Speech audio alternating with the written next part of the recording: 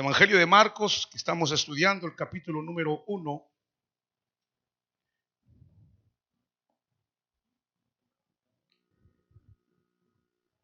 Capítulo número 1. Bueno, y vamos a leer, hermanos, el versículo que nos toca en esta tarde, versículo 14. Después que Juan había sido encarcelado, Jesús vino a Galilea proclamando el evangelio de Dios y diciendo: el tiempo se ha cumplido y el reino de Dios se ha acercado. Arrepentíos y creed en el evangelio. Amén. Amén. Solo eso leemos, hermanos. En la última ocasión, hermanos, que nos vimos, estuvimos analizando algunos detalles con respecto a la vida del Hijo de Dios cuando Él es llevado al desierto y es tentado por el enemigo. Y vimos de qué manera el Hijo de Dios pudo vencer las tentaciones que el enemigo le había traído a su vida. Ahora no quisiera pasar por alto un detalle y terminar esta parte por falta del tiempo del domingo pasado, pero quiero tomar unos minutos nada más para quizás concluir del domingo pasado. Y quisiera decir esto porque esto trae gloria a Cristo, lo que voy a decir ahora. Y es que, hermanos, quizás cuando pasamos por alto o pasamos muy rápido la lectura de la palabra de Dios, quizás no nos damos cuenta de algunos detalles que nosotros necesitamos saber. Hay un escritor llamado Leo Morris. Él dice que el que cede a la tentación nunca ha experimentado la fuerza total de ella. El que cede a la tentación, cual sea, nunca ha experimentado la fuerza total de esa tentación. El tal se rindió a esa tentación y por lo tanto no experimentó la fuerza total, profunda, hasta dónde puede llegar la tentación. Todos aquellos que ceden de alguna manera no experimentan en realidad la fuerza en su totalidad.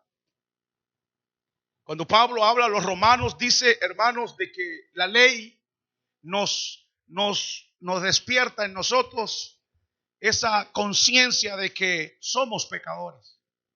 Y donde hay conocimiento de la ley, dice Pablo a los romanos, hay como que enciende en nosotros las pasiones del pecado y nos empuja a hacer el mal. Ahora, el punto está en que acá hay una gran diferencia entre el Hijo de Dios y nosotros. Y es que el Hijo de Dios nunca había pecado. Adán tampoco había pecado. Sin embargo, Adán y Eva, cuando ellos son tentados, la fuerza de la tentación empieza a ejercer su presión sobre ellos, pero no hermanos, llegan hasta el clímax de la fuerza de aquella tentación porque ceden a ella. En cambio, el Hijo de Dios,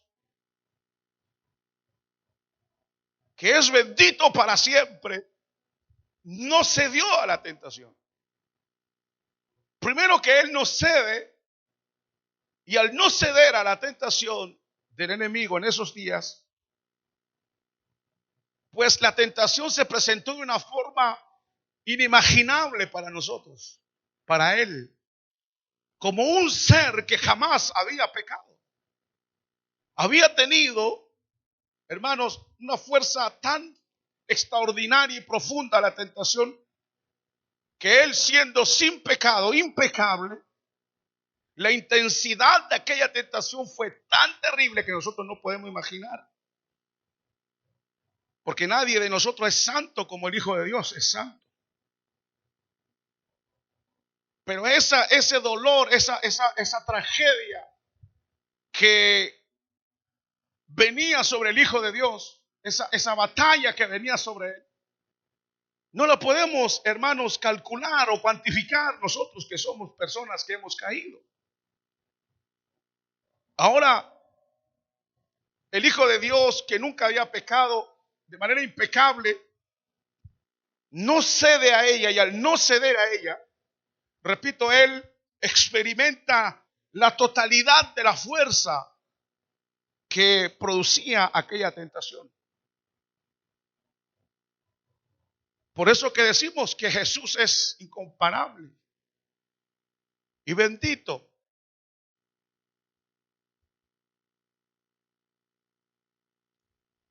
Venció, y estoy pensando igualmente que cuando la Biblia dice aquí, creo que está en el versículo más adelante, el capítulo 1 de Marcos, por ahí por el verso 35 dice: Jesús, levantándose muy de mañana, iba al monte a orar. ¿Se entiende por qué el Hijo de Dios vivía una vida de oración tan profunda? Le voy a decir por qué. Porque necesitaba respirar. El respiro de él era ir a encontrarse con parte del cielo. Porque vivía rodeado de personas pecadoras. Y nadie de nosotros sabe lo que es vivir en medio de pecadores siendo totalmente santo. Entonces sus respiraciones hondas y profundas y las fuerzas la encontraba cuando se separaba y hablaba con su Padre. Por eso cuando nosotros no oramos es porque estamos mostrando de que nuestra vida no es tan santa. Porque si nuestra vida fuera una vida santificada, entonces, hermanos, correríamos a ir a respirar algo del cielo, de la patria celestial que nos espera. Pero como, hermanos, no hay quizás a veces esa santidad, como que nos sentimos a gusto en esta tierra. Sin embargo, el Hijo de Dios va a los lugares solitarios porque necesita que su alma respire, estando en comunión con su Padre.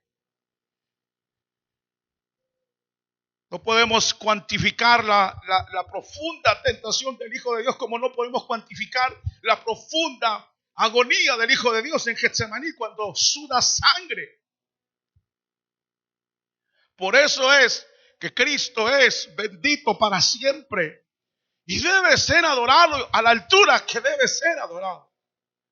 No hay otro, hermanos, en esta tierra. El Cantar de los Cantares dice que no hay otro, está señalado entre mil. Mi amado no es como los demás. Pones a 1000 y yo sé cuál es, porque es el más hermoso de los hijos de los hombres.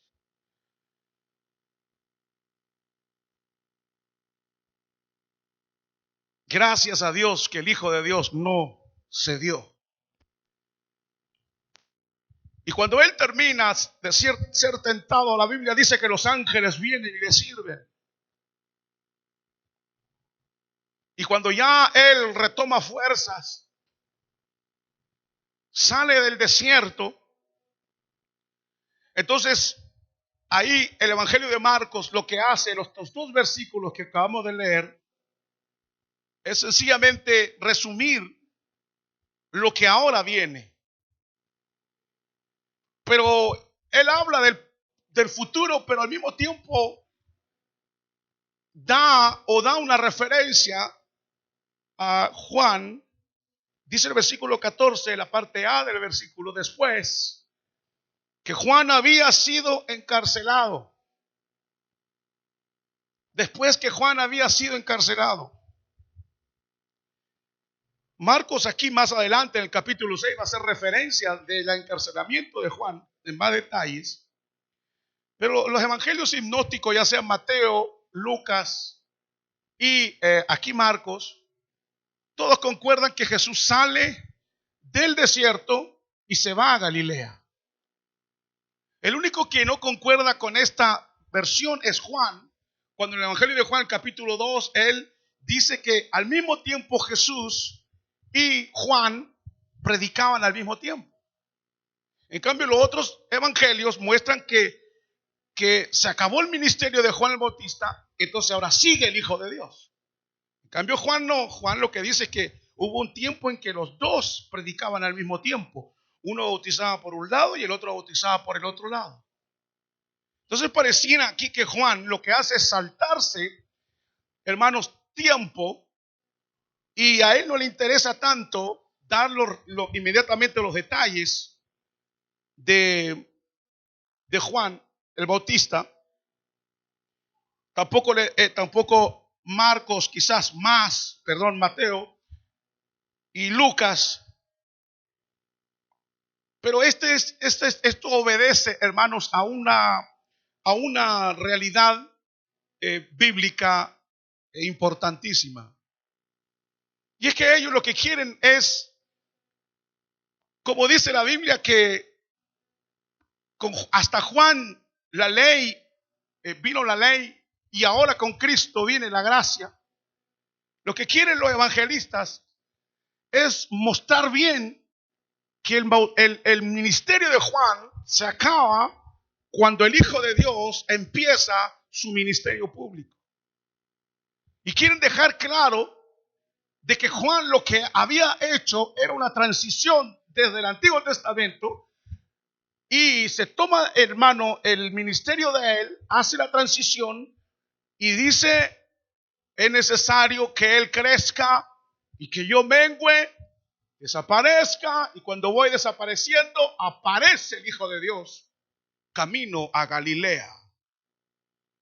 Entonces lo que ellos quieren es mostrar que la transición se ha hecho, y al hacerse, entonces Jesús se puede describir lo que él va a empezar a hacer ahora.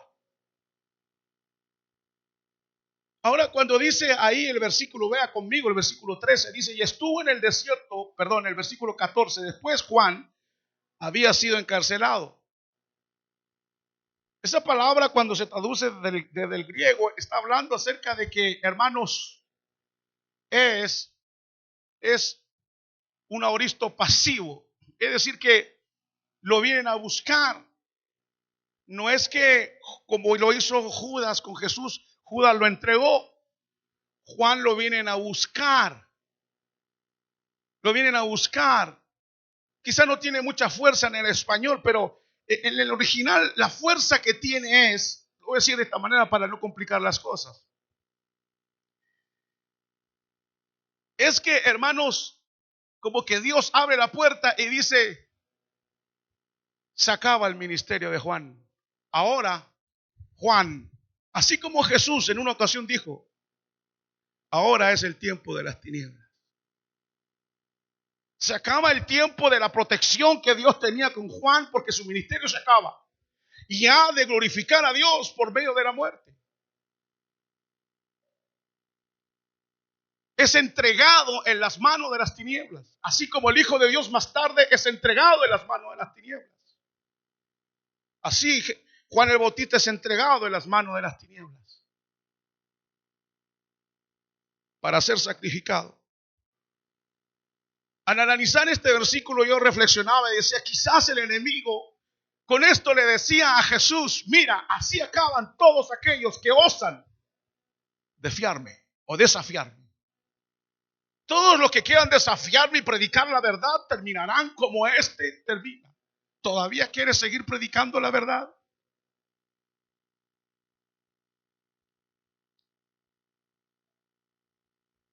Y es prendido. Y también me gusta porque la cronología no le interesa mucho. La cronología a los evangelios saltan de Juan inmediatamente a Jesús, pero me gusta esa idea teológica que ellos ponen. Quitan la cronología, achican la historia, sale Juan el Bautista, es condenado, y empieza Jesús saliendo del desierto, camino a Galilea. También me gusta esa idea porque, hermanos, a pesar de que el enemigo quiere que se calle la boca y que la palabra de Dios no corra y no sea predicada, sin embargo, hermanos, sabemos que a Dios no se le puede callar la boca. A pesar de que, hermanos, Juan le cortan la cabeza, como que el enemigo diciendo, córtenle la cabeza para que ya no hable, que no tenga boca. No sé, hermanos, quizás Jesús al ver esa situación no dice si estuvo triste o no estuvo triste. Seguramente que estuvo triste. Perder un hombre de Dios así es increíble. Quizás así como Pablo cuando en Éfeso se despedía de la iglesia y dice que la iglesia los hermanos se le tiraban al cuello y lloraban porque nunca más iban a ver su rostro. Cuando la iglesia pierde heraldos como esos hombres de Dios, uno como que, hermanos, se tambalea la iglesia. Así como hermanos, cuando Santiago es matado a espada por Herodes, así como cuando Pablo es decapitado, son golpes fuertes que la iglesia recibe, son golpes terribles, en donde uno piensa y dice, si ya no hay estos hombres de Dios, si ya, hermanos, dejan de avanzar ellos, ¿qué será de la iglesia? Pero la palabra de Dios es firme y la promesa de Dios es firme, que ni las puertas del infierno podrán prevalecer contra la iglesia de Cristo. Y de que, hermanos, si en realidad es la obra de Dios y el hombre de Dios es cortado porque Dios así lo permite, no tengamos duda que el Dios del cielo, cuando matan a Pablo, ahí viene Timoteo. Cuando muere Moisés, ahí viene Josué. Dios siempre tiene hombre de Dios para hacer su obra. Su obra nunca se va a detener, no importa lo que el enemigo haga. La obra de Dios seguirá adelante. Y si los hombres de Dios son matados por causa del evangelio, o si los hombres de Dios traicionan el evangelio de Cristo, hermanos, hay dolor, hay tristeza, pero la iglesia de Cristo no se detendrá jamás. Mataron a Juan el Bautista, no importa. Ahora viene el Hijo de Dios, uno más poderoso que él, y llevará adelante, hermanos, los planes divinos de Dios, porque los planes de Dios no se detendrán jamás.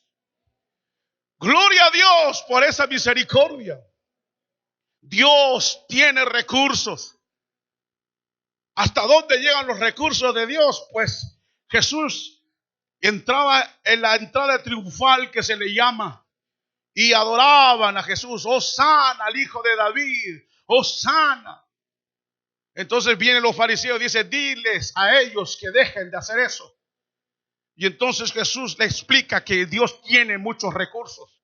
Y entre esos recursos tiene las piedras. Porque si no le alaban al ser humano, las piedras le alabarán. Es decir, que Dios siempre tiene recursos para su obra. Por eso, hermanos, nadie se sienta indispensable en la obra de Dios. Nadie crea que es irreemplazable. Hermanos, en el primer capítulo de Hechos, ya encontramos una reunión donde se hace una reunión para reemplazar a un traidor. La obra de Dios no se detendrá. Y quizás el Hijo de Dios, cuando sabe que aquel hombre, aquel heraldo, ha sido acortado de esta tierra, quizás con más fuerza, con más fervor, iba a predicar la verdad de su Padre Celestial. El tiempo de Juan se acabó. Se acaba. Se terminó. Ahora, más adelante Marco va a hablar algunos detalles de cómo murió. Pero ahora se focaliza el evangelio en el enviado Jesucristo.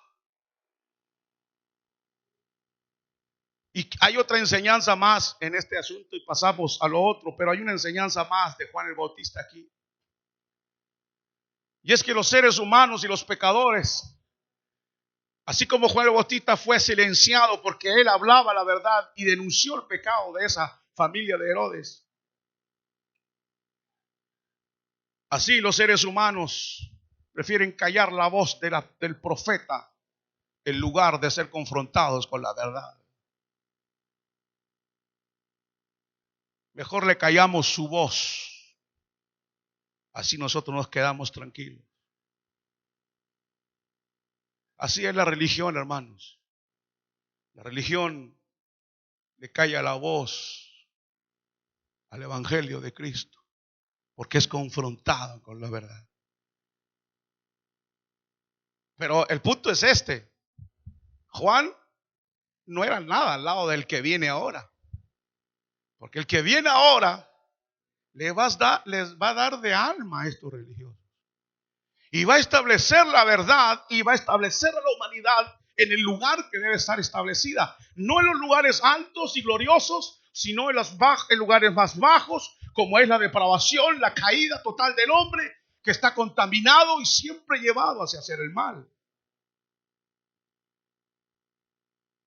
El Satanás piensa que él, como les digo, hermanos, va a detener la obra de Dios. Pablo en Filipenses, en Filipo, cuando él fue encarcelado, él escribe una carta y le dice a los filipenses: gloria a Dios, dice, gloria a Dios, porque mis cadenas, porque él estaba en la cárcel, mis cadenas han traído aliento a la iglesia, y la iglesia predica más que antes ahora, porque recibe aliento por mis cadenas.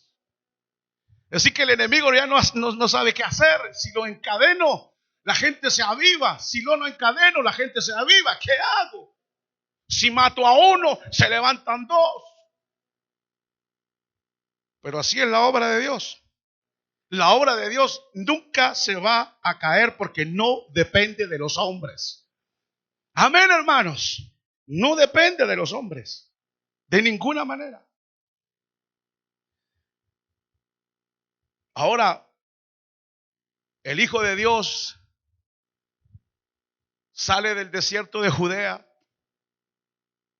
Ya les digo, mirando para acá, aquí está Nazaret, aquí está el río Jordán, aquí está el mar de Galilea, Capernaum y toda la Baja Galilea y toda esta región. Y Jesús viene de Judea, del desierto de Judea, y va camino a Galilea.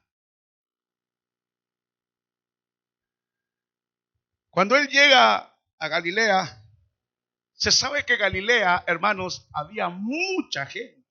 Era la región más poblada, la más pobre. Ya dijimos en la introducción de este evangelio que los galileos hablaban mal el arameo. La gente se burlaba de ellos. Y ahí yo me imagino al Hijo de Dios caminando y viendo de lejos que va llegando a la región de Galilea, donde va a empezar su ministerio. Hay un hermano que lo hace de manera poética. Dice, voy a leer este poema muy cortito, pero dice él que llega Jesús a Galilea, sale del desierto y llega a la región de Galilea y se enfrenta a campesinos pobres, pescadores, enfermos. Por allá por Gadara anda uno atado con cadenas, no uno sino dos. Y aparece el Hijo de Dios y dice en el versículo 15, y diciendo, el tiempo se ha cumplido, el reino de Dios se ha acercado, arrepentidos y creed en el evangelio. El reino de Dios, quizás un paréntesis ahí para decir que como que esto fue quizás tomado más de Mateo, ya que el reino de Dios es más de Mateo que de Marcos, la expresión del reino de Dios. Pero dice, el reino de Dios se ha acercado. Esas palabras impactaron a esa comunidad que estaba ahí. Llega el Hijo de Dios, se enfrenta a esa gente muy pobre. Y lo primero que le dice, el reino de Dios ha llegado a esa tierra. Entonces decía este hermano que los paralíticos lo miraron, los ciegos lo miraron, los tullidos, los endemoniados, los pecadores. Y dijeron, pero si eso ya conocemos acerca del reino de Dios. Para nosotros el reino de Dios representa impuestos. Representa ir a Jerusalén y a matar animales y pagar carísimo. El reino de Dios representa enfermedades, opresión. Representa que los sacerdotes en Jerusalén nos extorsionen. Ese es el reino de Dios. Ahí aún es más. Jesús, como se lo dije en la otra ocasión, es un ser humano. Es un ser humano, es de carne y hueso. Es un judío igual que todos los que están ahí. Quizás se le habrá reconocido porque este hombre es un carpintero. Y lo que él viene a decir, ya se lo ha dicho muchas veces los sacerdotes del reino de Dios. Pero él viene, dice, el reino de Dios se ha acercado, como si fuera la primera vez que le dicen eso a la gente. Así como un poco los políticos cuando dicen, si usted vota por nosotros, nosotros arreglamos esta calle. Y mientras se va votando, van arreglando 1 metro y cuando salen elegidos, ahí queda el metro arreglado y no se arregla nada más. Y así pasan los años y después viene otro y dice, yo arreglaré hasta el final la calle. Y la gente cae lo mismo, el otro arregla 1 metro más y hasta ahí se arregló la calle. Algo parecido en Galilea había vivido. Ya habían venido algunos libertadores que querían libertar a Israel. Habían algunos que en la niñez de Cristo habían venido con fuerza a querer establecer el reino de Dios en la tierra por la fuerza. ¿Me están escuchando, hermano?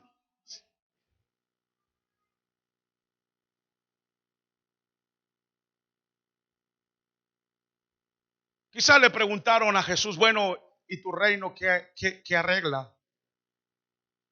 ¿Qué arregla tu reino? ¿Trae paz? ¿Trae perdón? ¿Podrá hacer algo por el leproso? ¿Podrá hacer algo por la mujer prostituta? ¿Podrá hacer algo por los pecadores? ¿Por los endemoniados? ¿Podrá hacer algo por Galilea, la Baja Galilea, que es despreciada de todo Israel de la parte sur? Y la parte norte, toda la parte de Galilea es despreciada porque ahí vive gente pobre. Otro libertador viene. ¿Qué hacemos con él, hermanos? ¿Lo recibimos o no lo recibimos? Ese otro nuevo que nos viene a hablar de que viene otra vez el reino de Dios. ¿Qué hacemos con él? Quizás le hubieran preguntado, ¿trae paz tu reino? ¿Qué problema arreglar mi vida? No tengo paz. Tenemos ahí unos parientes que viven en el cementerio, endemoniados, encadenados, que están totalmente locos. ¿Podrás hacer algo por ellos? Esto es maravilloso, porque el Hijo de Dios no se queda en el desierto como Juan el Bautista. No se queda en el desierto esperando que la gente venga, sino que el Hijo de Dios, hermanos, sale del desierto y va a encontrarse con la gente. Y esto es lo tremendo, que Él no solo va a hacer muchas cosas a favor del pueblo, pero Él es el Mesías. Él es el Salvador. Gloria a Dios, Él es el Salvador.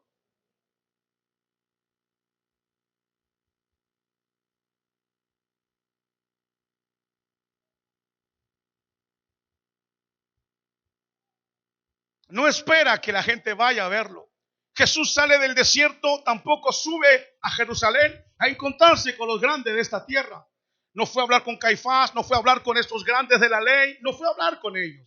No salió para ir a establecer alguna ley nueva o quizás para discutir acerca del día sábado, si hay que guardarlo o no hay que guardarlo, de las cosas puras, impuras, si ese animal se puede comer o no. Que los rabinos pasaban años estudiando y leyendo y haciendo eso. Quizás hubiera salido Jesús, hubiera ido a ese lugar, pero tampoco fue a la élite, no fue a Jerusalén, donde está el centro de los grandes pensadores de esos días.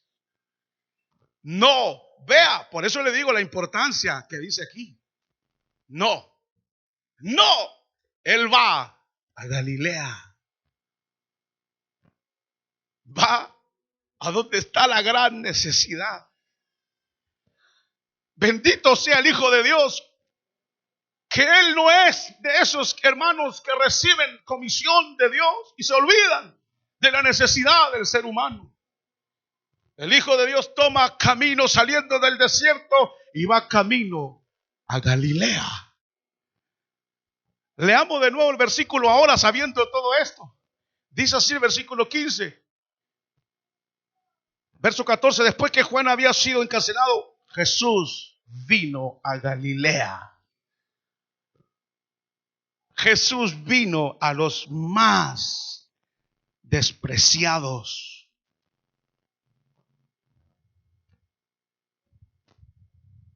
Jesús no se queda esperando que la gente venga a verlo, pida cita.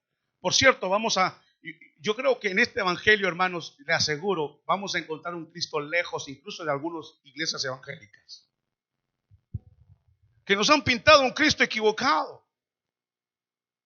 A mí me dijeron en Francia que hay que llegar a la hora de las reuniones, ¿sí o no?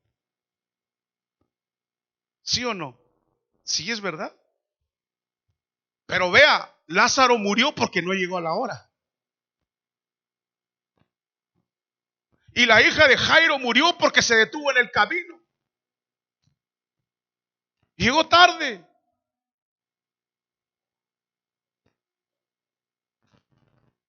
Me encanta ver a ese Jesús que se ocupa de todo. Él va caminando. Ahí está, esa escena es tremenda, ya la vamos a estudiar. Le avanza un poco, él va caminando, avanzando, la gente lo aprieta y de repente una mujer enferma con flujo de sangre trata de acercarse al maestro, lucha, lleva una carga encima demasiado grande, no la puede ya soportar. Se acerca al maestro y lo toca. Y todos ahí apretándolo y todo. Y de repente el Señor dice, porque ahí iba camino a la casa de Jairo a sanar la hija de Jairo. Hay un cántico antiguo, dice: a la casa de Jairo irá Jesús. ¿Se acuerdan? Virtud salió de él y ella sanó. Porque salió poder de él. Y el maestro va caminando y de repente ¡ah! Pedro, como era metiche, dije: ¿qué pasa, Señor? ¿Qué pasó? Alguien me ha tocado. ¿Qué? ¿Qué? ¿Que alguien me tocó? Pero si todo el mundo te está apretando, ¿cómo preguntas? Todo el mundo te toca, Señor. Dice: no, aquí alguien me tocó. Pero en ese relato la gente se olvida de Jairo. Jairo está parado esperando que le vayan a sanar a la hija. Y él dice: no, aquí alguien me tocó. Y Pedro dice: no, Señor. Y empiezan a discutir entre ellos como si fueran niños. Pero, Señor, si todo el mundo te aprieta, ¿cómo es posible que tú creas que, mira, que no sé qué, que no sé cuánto? Y Jairo: apúrate, Señor, mi hija se va a morir. A ver qué pasó aquí. Alguien me ha tocado. Salió poder de mí, Pedro. Y la mujer descubierta dice: Señor, fui yo. Venía enferma, tenía flujo de sangre. Te toqué y fui sanada. Entonces el Señor empieza a hablar con ella. Y Jairo: ay, Dios mío, se va a morir mi hija. Y el Señor empieza a decirle: mira, vete a San... El Señor era orgulloso, el Señor. Hay gente hoy día que dice: vengo, pastor, para que me bendiga. Yo no tengo que bendecir a nadie. Yo no tengo nada que darle a nadie. Apartaos de mí. Yo no tengo nada que darle a nadie. Pero miren, Jesús dice: tu fe te ha sanado. Yo no he hecho nada. Tu fe te ha sanado. Él no dijo: bueno, la verdad es que yo tengo el don de fe y claro, salió don de mí, quiero un pedacito de mi pañuelo para que te llegue a sanar a todos los demás. Tu fe te ha sanado. Miren, vamos a ver esos detalles. Un Cristo humilde, que llega un momento que el enemigo dice: ¿este es el Hijo de Dios o no lo es? Es demasiado humilde. Anda, le dicen amigo de pecadores, come con adúlteros, con publicanos, las prostitutas los tocan, le lavan con el cabello los pies. Este no es el Hijo de Dios.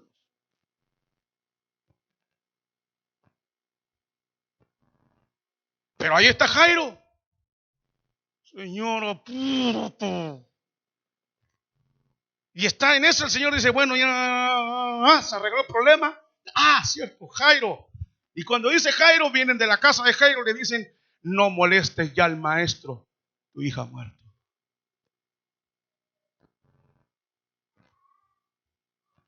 Jesús no era francés. No era suizo tampoco. No tenía reloj, hermano.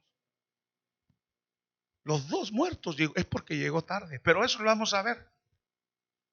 Llegue temprano el otro domingo, de todas maneras. Ahora, si usted viene tarde, porque resucitó un muerto, llegue tarde. Pero si llegó tarde porque ahí estaba haraganeando, haciendo tonterías, yo qué sé. No, llegué tarde porque hizo la obra de Dios. Pero aquí está el Hijo de Dios que no se queda en el desierto como Juan el Bautista, ni tampoco se va a Jerusalén a esconderse con los grandes eruditos. Él lo baja a la baja Jerusalén, donde está la gran necesidad. Y se va a introducir en la vida de la gente. Él no va como los gurús y los brujos en una casa ahí y ahí la hacen cola. Siguiente, trae el pollo, sí. Trae el huevo, sí. Trae la lengua de serpiente, sí. Ah, bueno, gran maestro, aquí está el siguiente. No, el Señor bajó caminando. Por eso yo le digo, yo me lo imagino. Va bajando a la baja Galilea a tocar al necesitado.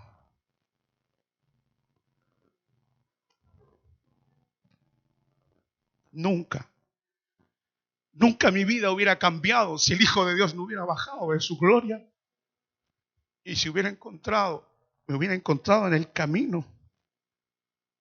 Yo era esa oveja perdida.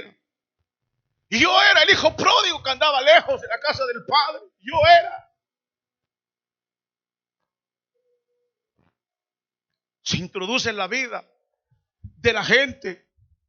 Lo vamos a ver caminando, ya le digo, se introduce en la vida de la gente. Ahí está la mujer, va caminando, lo toca, luego camina por otro lado, sale un tal Bartimeo, luego camina por allá y llegan del otro lado y cuenta con un endemoniado que sale del cementerio y el demonio empieza a gritar. ¡Ah! Pero el Hijo de Dios está en medio de la vida. Ese es el reino de Dios, así lo dice, el reino de Dios se ha acercado. El reino de Dios no está allá en los muros de Jerusalén. El reino de Dios no está allá donde hay un avivamiento. El reino de Dios está en medio de vosotros. Arrepentíos porque el reino de los cielos se ha acercado. En medio de nosotros, oiga esto, donde está el rey, está el reino. Donde está el Hijo de Dios, ahí está su reino. Pero ¿dónde está el reino? Dice, yo soy el rey. Y donde yo estoy, ahí habrá manifestación del reino.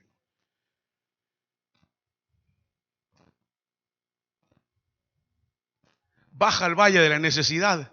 Así como Ezequiel cuando baja y ve la necesidad terrible que hay en ese valle de huesos secos. Aprendamos eso, hermanos, una lección para nosotros. La obra de Dios se debe hacer en medio de la gente. Debemos nosotros, hermanos, no huir de las dificultades de la gente. Debemos estar frente cuando nos llaman, cuando nos digan, hermano, ore por mí, ayúdeme. Debemos estar ahí, viviendo en medio, hermano, del pueblo. No podemos llegar a la extremidad de lo que llega hoy día a los religiosos, con papamóvil para no ser tocado, o como el otro que aparece como un gran apóstol y aparece con guardaespaldas, como cortado de la realidad, como los presidentes que una vez le preguntaron a un político aquí en Francia cuánto valía un pan o chocolate y dijo que valía como 4,50 €. Ese hace rato que no compra pan. ¿Por qué? Porque están desconectados de la realidad. No viven la realidad del pueblo. Hay otro político aquí en Francia que dijo, no, fíjese que el negocio tal a mí me gusta. Pero ese negocio hacían 15 años que había cerrado y no había ni uno en Francia. Desconectados de la verdad o desconectados de la realidad de la existencia. El reino de Dios está en medio de vosotros.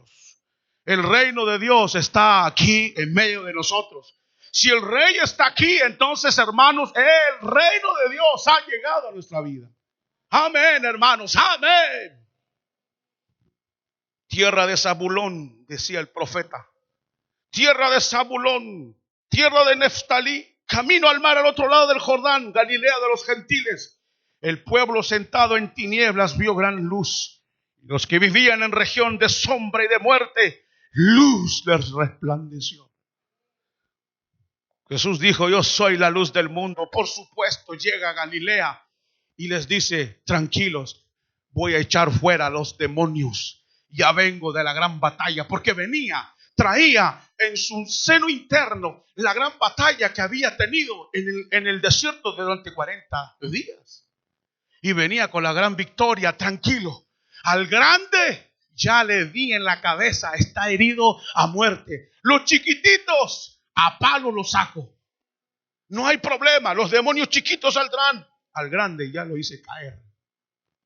Y es más, he sido ungido por mi Padre. Tengo la filiación de Él. Él dijo, he aquí mi Hijo amado en quien tengo complacencia. Hay una filiación del Padre al Hijo. Él es el Hijo de Dios. Y no tan solo eso, sino que el Espíritu de Dios desciende sobre Él. Y dice, y Lucas, y lleno del Espíritu es llevado al desierto a ser tentado. Lleno del Espíritu sale del desierto y va a Galilea. Este hombre, hermanos, viene lleno de las baterías del cielo para hacer la obra de Dios. ¡Qué maravilla! ¡Qué glorioso ver al Hijo de Dios salir del desierto en la victoria! Ya con la experiencia de haber vencido al príncipe de las tinieblas.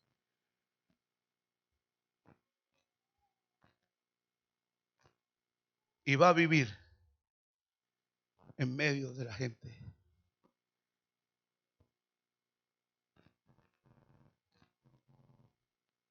Hacía tiempo que ya hacía un tiempo que había salido, ¿se acuerdan? Del seno de su familia, cuando se fue a bautizar. Salió de Nazaret y se fue a bautizar para nunca más volver a su casa. Ya hacía tiempo que había salido el Señor de su casa. Ahora regresa, no a Nazaret, después regresa a Nazaret. En Nazaret no va a hacer muchos milagros. ¿Por qué? Porque es el carpintero. Para Nazaret, Jesús es el carpintero. Dice la Biblia que no va a hacer milagros. ¿Puede entender cuántos creen que Jesús es todopoderoso? ¿Y por qué no hizo milagros? ¿Depende Dios del hombre? No, Dios no depende del hombre. Pero donde hay incredulidad, no hay milagros. Así de sencillo. Puede bajar la gloria de Dios y estar aquí, el santo de los santos. Si usted es incrédulo, no pasará nada.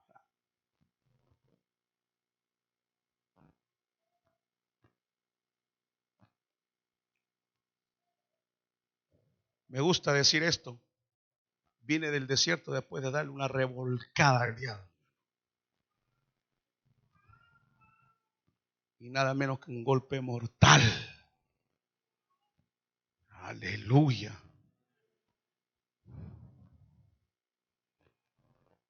Por supuesto que va a hacer algo. Pero no va a ser milagros para exhibirse. Va a ser milagros por necesidad de la gente. Cuando viene el diablo le dice tírate abajo. No, no voy a hacer el milagro. Herodes, haznos un milagro chiquito para ver si tú eres el Hijo de Dios. No hace milagro y no dice ni una palabra porque yo no he venido a exhibirme. Pero sí voy a hacer milagros en los que sí están necesitados. Y le van a preguntar cuando llega a Nazaret.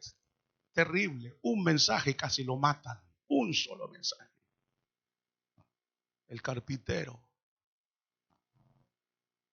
Y hermanos, al ir estudiando, porque esto lo que estamos haciendo ahora es introducirnos adentro ya del reino de Dios, cómo va a empezar a actuar. Es una introducción de estos dos versículos nada más.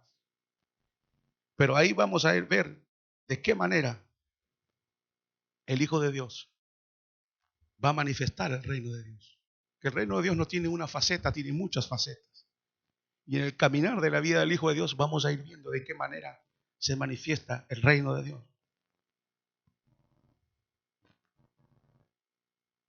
Amén, hermanos. Y eso nos va a enseñar muchas cosas y nos va a aumentar la fe. Pero yo termino diciéndoles que me gusta esta idea de que el Hijo de Dios se introduce en la vida cotidiana de las personas. Se va a introducir en la vida cotidiana. ¿Sabe usted que Jesús sabe lo que usted comió el miércoles en su casa? Si estaba ahí o no. Estaba ahí. Cuando usted le cocinó a su esposo un tremendo sancocho, el Señor estaba ahí. Cuando usted no le quiso cocinar a su esposo, también estaba ahí.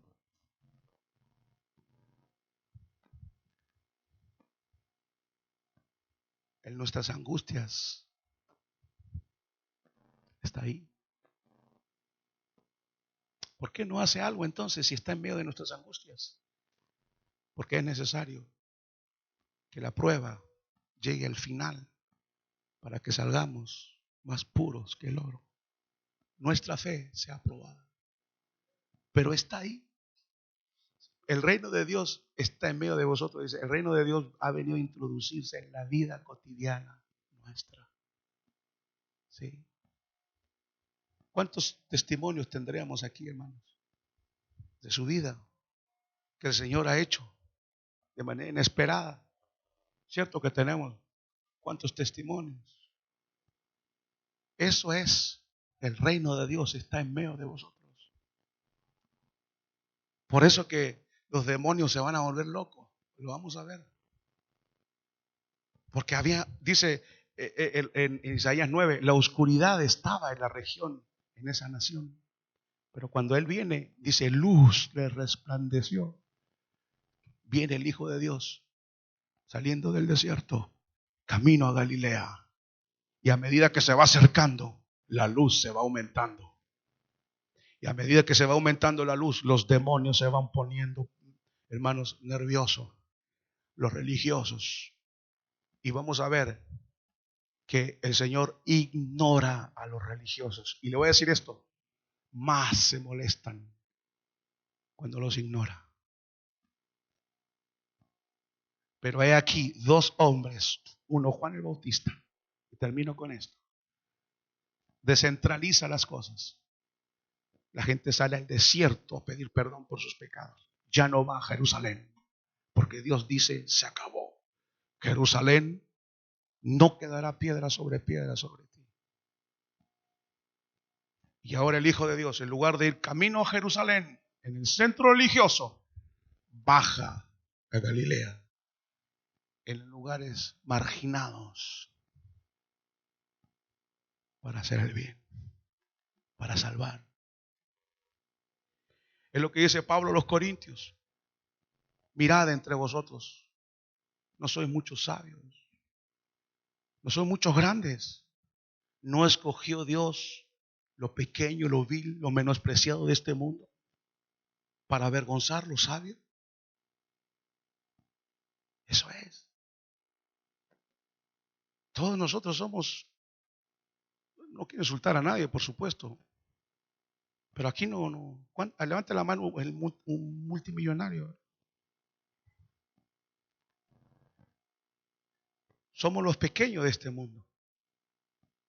Mire, usted conoce cosas que ningún político de este país sabe.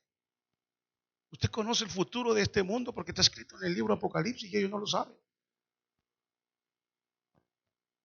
A veces los doctores, mi respeto a los doctores, pero los doctores ven, hacen análisis y no encuentran nada. Luego viene un hermanito que nunca estudió nada y el Espíritu de Dios dice, no, eso es una brujería. Ora y fuera. Y el otro estudió 10 años. Y el otro hermano no estudió, ¿quién? Estudió nada. 2 más 2, 8. Eso es todo lo que sabe. Pero está el poder de Dios. Es lo que se decía en la mañana en Hechos capítulo 2, cuando vino el Espíritu a la iglesia. Dice que cayó el Espíritu y hablaban en lenguas y profetizaban y daban gloria a Dios. ¿Y sabe lo que decía la gente? Léalo, está ahí. ¿Cómo es posible? Dice que esto habla en otras lenguas. En nuestras lenguas. Si estos son galileos. Así dice literalmente. Son galileos. Estos son la baja sociedad. Estos son los inmigrantes que andan en los botes y que nadie los quiere. Todo el mundo se lava la mano. En Nigeria hay una masacre de cristianos y en ninguna parte de la televisión nadie dice nada. son los menospreciados. Los tontos que creen en un libro.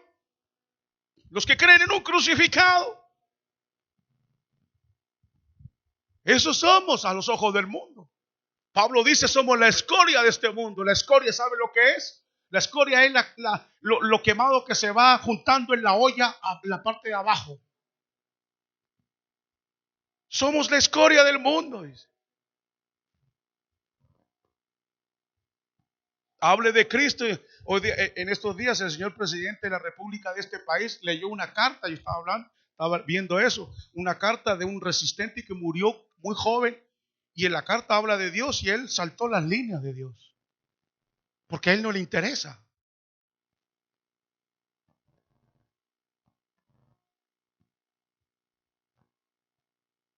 A Jesús lo escupieron, lo maltrataron, le arrancaron la barba, lo pisotearon, le pusieron una corona de espinas, le golpearon la cabeza, lo crucificaron. Y la Biblia dice en Gálatas 3, maldito aquel que cuelga en un madero. Nuestro líder fue maldito. Y el cielo lo olvidó durante un tiempo. Sí. Jesús no va a Galilea, a Jerusalén. Baja a Galilea. César nunca hizo nada por esa gente. Ni los sacerdotes hacían algo por él. Pero viene el Hijo de Dios encarnado. Y baja a Galilea. Ahí no hay nada que sacar. Y Natanael dice, cuando le dicen, el Mesías viene de Galilea. ¿De quién? De Galilea. ¿De Galilea? Él dice, si Galilea nunca ha venido profeta, lee. Dice. Si no hay nada. Pero así dice el versículo 15. Mataron al hombre de Dios llamado Juan el Bautista. El Hijo de Dios viene en el poder del Espíritu, revestido con la filiación del Hijo. Él es mi Padre y yo soy su Hijo, para empezar una nueva familia. ¿A dónde vamos? A Galilea, a los lugares despreciados. Ahí empiezo mi ministerio. Ese es nuestro Cristo, que no desprecia a los pequeños. Cuando venían los niños, querían abrazarlos. Ahí está Pedro. Otra vez Pedro. Pedro era terrible. Y, salgan de esta, no moleste el maestro. El Señor dijo, deja que los niños vengan a mí. Siempre me he preguntado por qué los niños querían acercarse a Jesús. Porque era tierno. ¿Sabe lo que dice de Juan? De Juan dice que recostaba su cabeza en el pecho del Señor. Es que uno se siente niño en las manos del Maestro. ¿Cuántos hemos llorado en su presencia y hemos sentido la mano de consolación?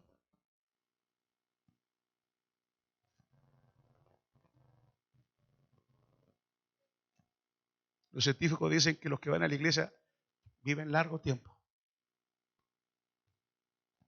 Así que ya saben, si quiere vivir largo tiempo, es porque aquí uno recibe algo espiritual que le ayuda a nuestro cerebro. Afuera la gente está terremoto, cosas aquí, cosas acá, endemoniados, locos que hacen explotar la bomba aquí, que allá, que el otro, que los gilets jaunes, que no sé qué, que no sé cuánto, que el maestro racista, que no tengo los papeles, que el otro. Y uno viene y entra aquí y lo primero que hace, oh, ven y deleítate en el Señor. Y uno cargado de problemas, dificultades, Señor, ¿y a dónde voy? ¿Cómo hago? Y Él te concederá las peticiones de tu corazón.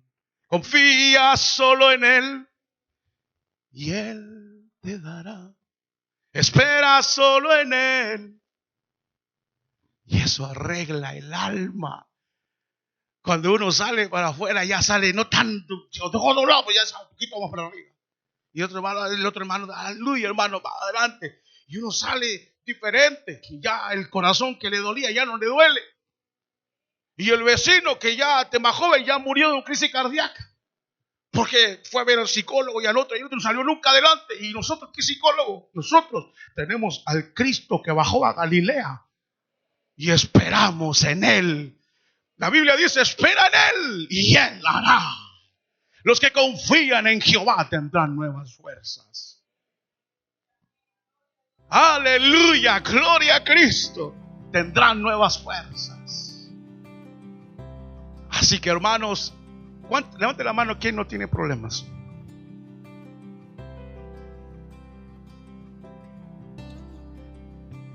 Pues vamos a cantar. Oh, ven y deleítate en el Señor. Pues si ya bajó de Galilea, bajó del desierto y bajó a la Galilea nuestra. Bajó, hermano, oiga, hermana, Cristo está contigo. Y vamos ahora a decirle al Señor que intervenga en su vida. Sí, está bien. Vamos a decirle al Señor.